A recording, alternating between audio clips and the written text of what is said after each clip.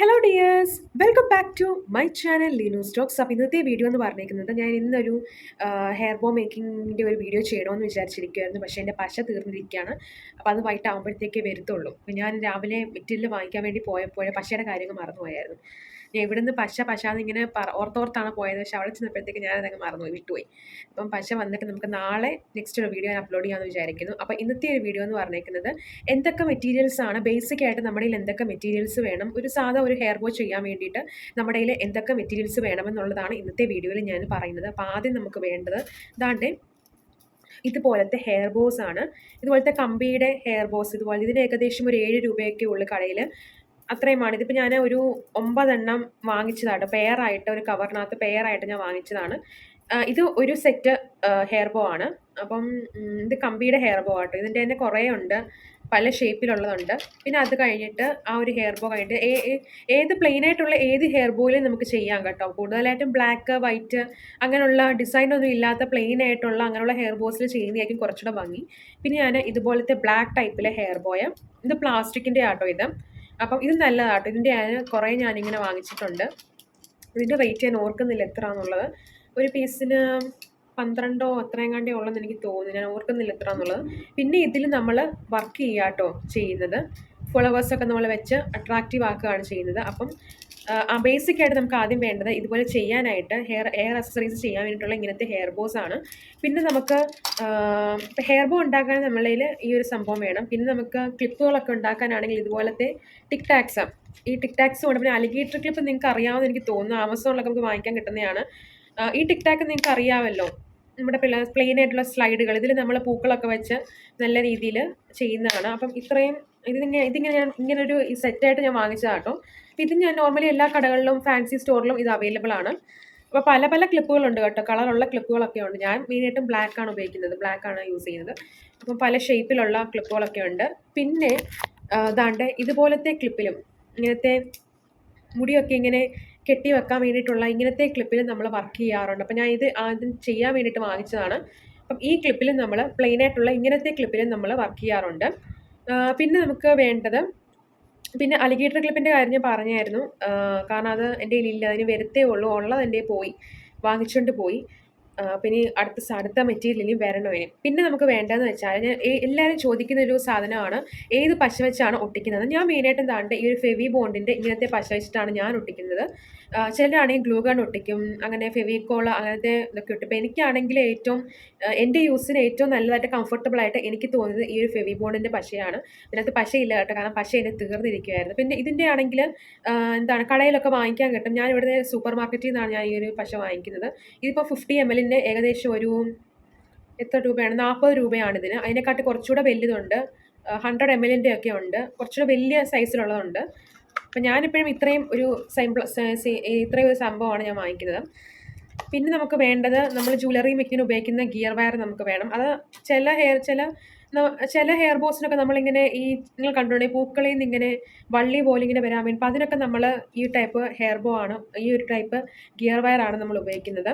പിന്നെ ഞാൻ ഇപ്പം ഈ ഒരു പിള്ളക്കല്ലും അങ്ങനത്തെ ഹെയർ ബാൻഡ് ചെയ്യുന്നതിന് വേണ്ടിയിട്ട് ഇങ്ങനത്തെ ബ്ലാക്ക് കളറിലെ വുളൻ ത്രെഡ് ഞാൻ യൂസ് ചെയ്യാറുണ്ട്. പിന്നെ അത് കഴിഞ്ഞിട്ട് നമ്മുടെ ബാപ്റ്റിസത്തിൻ്റെ ആ ഒരു ഫ്ലവർ ക്രൗണൊക്കെ ഉണ്ടാക്കാൻ വേണ്ടിയിട്ട് ഇങ്ങനത്തെ ഒരു ജ്വല്ലറി മേക്കിംഗ് വയർ ഞാൻ എടുത്തിട്ടുണ്ട്. അപ്പം ഈ സാധനം ഞാൻ ഓൺലൈനിൽ നിന്ന് വാങ്ങിച്ചതാണ്. പിന്നെ നമുക്ക് ആവശ്യം, മെയിനായിട്ട് നമുക്ക് വേണ്ടത് ഹെയർ ബോ വേണം, ടിക് ടാക്കിന് ആ ഒരു ടിക് ടാക്കിൻ്റെ ഒരു ബേസ് വേണം. പിന്നെ നമുക്ക് വേണ്ടതെന്ന് വെച്ചാൽ ബീഡ്സും, അതുപോലെ തന്നെ നമ്മുടെ കയ്യിൽ എന്താണോ കിട്ടുന്നത് അതെല്ലാം നമുക്ക് അതിനകത്ത് വെച്ച് കൊടുക്കാം. പിന്നെ കുഞ്ഞു കുഞ്ഞു ലോക്കറ്റുകൾ, പിന്നെ ഇതുപോലത്തെ സ്റ്റോൺ ചെയിൻസ്, ബീഡ്സ്, പല പല കളറിലുള്ള ബീഡ്സ്, പിന്നെ ഇതുപോലത്തെ ഫ്ലവേഴ്സ്, ഇതിൻ്റെ നടുക്കിരിക്കുന്ന ഈ ഒരു പോളന്, ഇതൊക്കെ നമുക്ക് സെപ്പറേറ്റ് ആയിട്ട് നമുക്ക് വാങ്ങിക്കാൻ കിട്ടും. പിന്നെ ഒരു ടൈപ്പ് ഫ്ലവർ എന്ന് പറഞ്ഞിരിക്കുന്ന form sheet glitter form sheet വെച്ചിട്ടുള്ള ഫ്ലവേഴ്സ്, അതൊക്കെ നമുക്ക് ചെയ്യാവുന്നതാണ്. അതുപോലെ തന്നെ ലീഫും കാര്യങ്ങളും, എല്ലാ കാര്യങ്ങളും ആർട്ടിഫിഷ്യലായിട്ടുള്ള എല്ലാ സംഭവങ്ങളും നമുക്ക് വാങ്ങിക്കാൻ കിട്ടും കടയിൽ നിന്നൊക്കെ. ഇപ്പം ഞാൻ പറഞ്ഞ മോട്ടി എന്ന് പറഞ്ഞ സ്റ്റോറിലും അതുപോലെ അവിടെ മിക്കവാറും എല്ലാ സാധനങ്ങളും നമുക്ക് കിട്ടും. ആർട്ടിഫിഷ്യലായിട്ടുള്ള ഫ്ലവേഴ്സും എല്ലാം അവിടെ കിട്ടുന്നതാണ്. പിന്നെ ഞാൻ അതാണ്ട് ഇതുപോലത്തെ സാറ്റിൻ റിബൺ, നമുക്ക് ഈ ഫ്ലവേഴ്സൊക്കെ തന്നെ അല്ലെങ്കിൽ നിങ്ങൾക്ക് റിബൺ വാങ്ങിച്ചിട്ട്, ഇപ്പോൾ സാറ്റിൻ്റെ ഒരു ഫ്ലവർ ഞാൻ വാങ്ങിച്ചതാട്ടോ, പീസിന് ഏകദേശം 20 രൂപയാണ്. അപ്പം ഫ്ലവറിൻ്റെ ഇതുപോലത്തെ ഫ്ലവേഴ്സും ഒന്നും ഉണ്ടാക്കാൻ പറ്റുകയാണെങ്കിൽ ഉണ്ടാക്കി നോക്കാം. അല്ലെങ്കിൽ നിങ്ങൾക്ക് അത്രയും ടൈം മെനക്കെടുത്താൻ സമയമില്ലാത്തവർക്കാണെങ്കിൽ ഇതുപോലത്തെ ക്ലോത്ത്സ് ഡയറക്റ്റ്ലി നിങ്ങൾക്ക് വാങ്ങിക്കാൻ കിട്ടും. പിന്നെ ഇതുപോലത്തെ സാറ്റിൻ റിബൺസ് നമ്മുടെ സാധാരണ കടകളിലും സ്റ്റേഷനറി ഷോപ്സിലും ഒക്കെ നമുക്ക് വാങ്ങിക്കാൻ കിട്ടുന്നതാണ്. പിന്നെ നമ്മുടെ ഇലാസ്റ്റിക് പിന്നെ സാറ്റിൻ റിബൺ അല്ലാതെ തന്നെ ഓർഗൻസയുടെ റിബണും ഉണ്ട്. അത് ഞാൻ മോട്ടി എന്ന് പറഞ്ഞ ഒരു സ്റ്റോറിൽ നിന്ന് വാങ്ങിച്ചാണ്. പക്ഷേ ഞാനിത് ഒരിക്കലും യൂസ് ചെയ്തിട്ടില്ല. അങ്ങനെ ഒരുപാട് റിബൺസ് നമുക്ക് വാങ്ങിക്കാൻ കിട്ടും കേട്ടോ. മീറ്ററിന് നമുക്ക് വെട്ടി അങ്ങനെ മുറിക്കാനൊക്കെ പറ്റും. പിന്നെന്താണ്, പിന്നെ നമുക്ക് ഇതുപോലത്തെ ഇലാസ്റ്റിക്കുകൾ, നമ്മൾ ഈ ബാൻഡുകളൊക്കെ ഉണ്ടാക്കാൻ വേണ്ടിയിട്ട് ഇതുപോലത്തെ ഇലാസ്റ്റിക്കുകൾ നമ്മൾ യൂസ് ചെയ്യാറുണ്ട്. ഇതുപോലത്തെ ഇലാസ്റ്റിക്കും അതുപോലത്തെ ഈ സ്ക്രഞ്ചീസ് ഒക്കെ ഉണ്ടാക്കാൻ വേണ്ടിയിട്ട് ഇതിനെക്കാട്ടി കുറച്ചുകൂടെ വീതി കുറഞ്ഞ ഇലാസ്റ്റിക് നമ്മൾ യൂസ് ചെയ്യാറുണ്ട്. പിന്നെ നമ്മൾ മെയിൻ ഐറ്റം എന്ന് പറഞ്ഞേക്കുന്നത് ഇതുപോലത്തെ നെറ്റിൻ്റെ ഫാബ്രിക്കാണ്. ഇതിപ്പം ഇങ്ങനത്തെ കുറേ ഫാബ്രിക്, പല കളറിലുള്ള നെറ്റിൻ്റെ ഫാബ്രിക്കും അതുപോലെ തന്നെ ഇതുപോലത്തെ ഇങ്ങനത്തെ ക്ലോത്തുകളൊക്കെ നമ്മൾ അത്യാവശ്യം നമ്മൾ യൂസ് ചെയ്യുന്നതാണ്.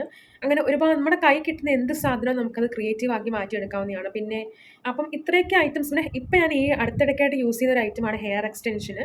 ഈ തിരുപ്പനൊക്കെ ഉണ്ടല്ലോ, അത് വെച്ചിട്ട് 2-3 ഐറ്റം ഞാൻ ഉണ്ടാക്കിയിട്ടുണ്ട്. അതിൻ്റെ കുറേ വീഡിയോസ് എനിക്ക് അപ്ലോഡ് ചെയ്യണമെന്നുണ്ട്.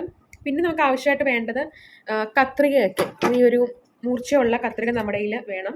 ഇതിപ്പോൾ നമ്മൾ ടൈലറിങ്ങിനൊക്കെ ഉപയോഗിക്കുന്ന ഒരു കത്രികയാണ്. അപ്പം നല്ല മൂർച്ചയുള്ള കത്രികയാണെങ്കിൽ കുറച്ചുകൂടെ നല്ലതായിരിക്കും. കമ്പിയൊക്കെ മുറിക്കാനൊക്കെ ഈ ഒരു കത്രികയായിരിക്കും നല്ലത്. പിന്നെ അത്യാവശ്യം നമ്മുടെ കയ്യിൽ വേണ്ടത് ബീഡ്സ് ആണ്. ബീഡ്സ് വേണം, മുത്തുകൾ ഒത്തിരി വേണം. പിന്നെ നമ്മുടെ കയ്യിൽ കിട്ടുന്ന എന്ത് സാധനം, പിന്നെ ഫാബ്രിക്, പിന്നെ നമ്മൾ ഈ വലിയ ക്ലിപ്പുകളൊക്കെ വെക്കുന്ന അങ്ങനത്തെ സംഭവങ്ങൾ, അതൊക്കെ വെച്ച് നമുക്ക് ചെയ്യാൻ പറ്റും. നമ്മൾ ബോയ് ഒക്കെ ഉണ്ടാക്കുമ്പോൾ ഇങ്ങനത്തെ ഫാബ്രിക്കും അതുപോലെ ഫോം ഷീറ്റൊക്കെ വെച്ചാണ് നമ്മൾ ബോയ് ഒക്കെ ഉണ്ടാക്കുന്നത്. അപ്പോൾ അങ്ങനത്തെ ഒരുപാട് നമ്മൾ ജ്വല്ലറി മേക്കിങ്ങിന് എന്തൊക്കെയാണോ ഉപയോഗിക്കുന്നത് സെയിം അതേ ഐറ്റം തന്നെയാണ് നമ്മൾ ഹെയർ ബോയിലും നമ്മൾ ചെയ്യുന്നത്. അപ്പം എൻ്റെ കയ്യിലുള്ള കുറച്ച് ഐറ്റംസ് ആണ് ഞാൻ കാണിക്കുന്നത്. അപ്പോൾ മിക്കപ്പോഴും എനിക്ക് കമൻറ്റ് സെക്ഷനിൽ കമൻറ്റ് വരുന്നത് ഏത് ടൈപ്പ് ഗ്ലൂ ആണ് യൂസ് ചെയ്യുന്നത്, മെറ്റീരിയൽ എങ്ങനത്തെയാണെന്നൊക്കെയാണ് ചോദിക്കുന്നത്. അപ്പം ഞാൻ ഉപയോഗിക്കുന്ന ഗ്ലൂ എന്ന് പറഞ്ഞേക്കുന്നത് ഫെവി ബോണ്ടിൻ്റെ പശയാണ്. പിന്നെ ഇങ്ങനത്തെ ഐറ്റംസ് ഒക്കെ ഞാൻ ഒന്നെങ്കിൽ അടുത്തുള്ള കടയിൽ നിന്ന് വാങ്ങിക്കും, അല്ലെങ്കിൽ മോട്ടി എന്ന് പറഞ്ഞ ഒരു സ്റ്റോറിൽ നിന്ന് വാങ്ങിക്കുകയാണ് ചെയ്യുന്നത്. അപ്പം നിങ്ങൾക്ക് ഏകദേശം കാര്യം പിടികിട്ടിയെന്ന് വിചാരിക്കുന്നു. നമ്മൾ മെയിനായിട്ട് ഉപയോഗിക്കുന്ന സാധനങ്ങളുടെ കാര്യങ്ങളൊക്കെ ഞാൻ പറഞ്ഞിട്ടുണ്ട്. അപ്പം നിങ്ങൾക്ക് എന്തെങ്കിലും സംശയം ഉണ്ടെങ്കിൽ ഇൻസ്റ്റാഗ്രാം വഴി അങ്ങനെ എന്തെങ്കിലും ചോദിക്കാം. അപ്പം ഞാൻ ഉപയോഗിക്കുന്ന കുറച്ച് മെറ്റീരിയൽസ് ആണ് നിങ്ങളെ കാണിച്ചത്. ഇതിൽ ഞാൻ പറയാത്ത ഒരുപാട് മെറ്റീരിയൽസ് ഉണ്ട്. നമ്മുടെ കൈ കിട്ടുന്ന എന്ത് സാധനം നമുക്കതൊരു ഒരു ക്രിയേഷനാക്കി നമുക്ക് മാറ്റാം. അപ്പം ഇനി ഒരുപാട് സാധനങ്ങളുണ്ട് കേട്ടോ. അപ്പോൾ എൻ്റെ കയ്യിലുള്ള സ്റ്റോക്കുള്ള കുറച്ച് സാധനങ്ങളാണ് ഞാൻ നിങ്ങളെ കാണിച്ചത്. ഞാൻ യൂസ് ചെയ്യുന്ന കുറച്ച് സാധനങ്ങളാണ് കാണിച്ചത്. പിന്നെ ആണെങ്കിൽ ഈ ഹാൻഡ് മെയ്ഡ് പ്രോഡക്റ്റിന് റേറ്റ് കൂടുതലാണ്, അല്ലെങ്കിൽ ഓൺലൈനിലേക്കാട്ടിലും ഭയങ്കര കടയിൽ വാങ്ങിക്കുന്നതിനെക്കാട്ടിലും റേറ്റ് കൂടുതലാണെന്നൊക്കെ പറയുമ്പോൾ അങ്ങനെ ഒരിക്കലും നമ്മൾ പറയാതിരിക്കുക. കാരണം ഓൺലൈൻ വെബ്സൈറ്റുകളെക്കാട്ടിലും കുറച്ച് റേറ്റാണ് നമ്മൾ ഇട്ടിരിക്കുന്നത്.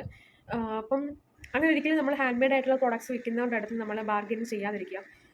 നല്ല പ്രോഡക്ട്സ് വിൽക്കുന്നവരുടെ അടുത്ത് നമ്മൾ ബാർഗെയിനിങ് ചെയ്യാതിരിക്കുക. കാരണം ചിലപ്പോൾ അവർക്ക് ജീവിക്കാൻ ആ ഒരു ജീവിതമാർഗ്ഗം മാത്രമേ കാണത്തുള്ളൂ. ആ ഒരു കൺസിഡറേഷനെങ്കിലും നമ്മൾ അവർക്ക് കൊടുക്കണം.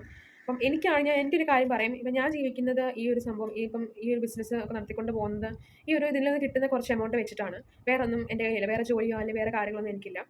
അപ്പം ഓരോരുത്തർക്കും ചിലപ്പം ചിലരാണെങ്കിൽ മക്കളെ നോക്കുന്ന ആ ഒരു ടൈമും അതുപോലെ തന്നെ ഹസ്ബൻഡിനെ നോക്കുന്ന ആ ഒരു ടൈമും അതെല്ലാം ആ റെസ്പോൺസിബിലിറ്റീസും ഒക്കെ ഉൾക്കൊണ്ട് ജോലി ചെയ്യുന്നവരും ഉണ്ടായിരിക്കും. ഇങ്ങനത്തെ ഓൺട്രപ്രനർ ജോലി ചെയ്യുന്നവരും ഉണ്ടായിരിക്കും. അപ്പം നമ്മൾ സത്യസന്ധമായിട്ട് ഇങ്ങനെ ഹാൻഡ് മെയ്ഡ് പ്രോഡക്ട്സ് വിൽക്കുന്നവരുടെ അടുത്ത് നമ്മൾ ഒരിക്കലും ബാർഗനിങ് ചെയ്യാൻ പാടില്ല എന്നാണ് ഞാൻ പറയുന്നത്. കാരണം അവർക്ക് ജീവിക്കാൻ ആ ഒരു മാർഗ്ഗം മാത്രമേ ചിലപ്പം കാണത്തുള്ളൂ. അപ്പോൾ ആ ഒരു കൺസിഡറേഷൻ നമ്മൾ കൊടുക്കുക. എൻ്റെ ഒരു അനുഭവം അനുഭവം എന്നല്ല, ഒരു കൺസെപ്റ്റ് ഞാൻ പറഞ്ഞു എന്നുള്ളതേ ഉള്ളൂ. ഓരോരുത്തർക്കും ഓരോ കൺസെപ്റ്റുകളാണ്. എല്ലാവർക്കും സാധനം ഫ്രീ ആയിട്ട് കിട്ടണമെന്നാണ് എല്ലാവരും ആഗ്രഹിക്കുന്നത്. പക്ഷേ ഫ്രീ ആയിട്ട് കിട്ടുന്ന ഒന്നിനും ആ ഒരു മൂല്യം കിട്ടത്തില്ല. നമ്മൾ പൈസ കൊടുത്ത് വാങ്ങിക്കുമ്പോൾ അതിൻ്റേതായിട്ടുള്ളൊരു മൂല്യം നമുക്കുണ്ട്. അപ്പം ഇപ്പം ഞാനിടുന്ന റേറ്റുകളൊക്കെ ആണെങ്കിൽ ഓൺലൈൻ വെബ്സൈറ്റുകളെക്കാട്ടിലും റേറ്റ് താത്താണ് ഇട്ടിരിക്കുന്നത്. അതെനിക്ക് നല്ല രീതിയിൽ അറിയാം. കാരണം ഞാൻ ഓൺലൈൻ വെബ്സൈറ്റുകളൊക്കെ നോക്കിയിട്ടും കടയിൽ നിന്ന് വാങ്ങിക്കുന്ന അതൊക്കെ നോക്കിയിട്ടാണ് റേറ്റ് പലപ്പോഴും ഞാൻ കാൽക്കുലേറ്റ് ചെയ്ത് ഇടുന്നത്. എന്നിട്ട് എൻ്റെ ഒരു കാൽക്കുലേഷൻ അനുസരിച്ചാണ് ഞാൻ റേറ്റ് ഇടുന്നത് തന്നെ. അപ്പം ഇത്രയൊക്കെ ഉള്ളൂ പറയാനായിട്ട്. ഞാൻ ഉപയോഗിക്കുന്ന കുറച്ച് മെറ്റീരിയൽസിൻ്റെ കാര്യങ്ങളാണ് ഞാൻ ഇന്നത്തെ വീഡിയോയിൽ ഷെയർ ചെയ്യുന്നത്. അപ്പോൾ പുതിയൊരു വീഡിയോ ആയിട്ട് നമുക്ക് നെക്സ്റ്റ് ഒരു ഡേയിൽ വരാം. അപ്പം വീഡിയോ ആദ്യമായിട്ട് കാണുന്നവരാണെങ്കിൽ ജസ്റ്റ് സബ്സ്ക്രൈബ് ചെയ്ത് സപ്പോർട്ട് ചെയ്യാനും വീഡിയോ ലൈക്ക് ചെയ്യാനും ഷെയർ ചെയ്യാനും കമൻറ്റ് ചെയ്യാനും മറക്കരുത്. അപ്പോൾ നെക്സ്റ്റ് വീഡിയോ വരെ thanks for watching and thank you.